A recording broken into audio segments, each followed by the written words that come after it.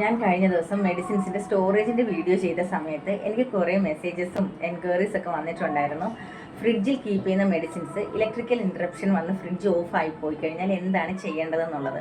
അതൊരു വളരെ റെലവൻ്റ് ആയിട്ടുള്ളൊരു ക്വസ്റ്റ്യൻ തന്നെയാണ്. കാരണം ഡ്രഗിൻ്റെ പൊട്ടൻസി നഷ്ടപ്പെടാൻ ഏറ്റവും സാധ്യതയുള്ള ഇടം നമ്മുടെ വീട് തന്നെയാണ്. നമ്മൾ എന്താ ചെയ്യേണ്ടതെന്ന് വെച്ചാൽ, ഫ്രിഡ്ജിൽ വെക്കേണ്ട മെഡിസിൻസ് കീപ്പ് ചെയ്യുന്ന വീടുകളിൽ മസ്റ്റായിട്ടും ഉണ്ടാവേണ്ട 2 ഐറ്റംസ് ആണ്.